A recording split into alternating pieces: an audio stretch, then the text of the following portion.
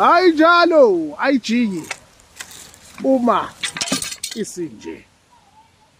Namuhla ngifuna ukuthinta ngemfihlo weMpophoma.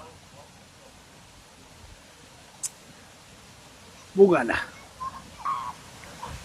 Right. La eqala khona iMpophoma. Bukani la.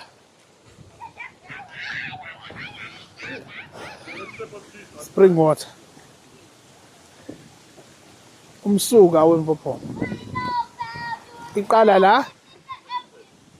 Ebese ngifuna ukukhuluma nalezi izingane zabantu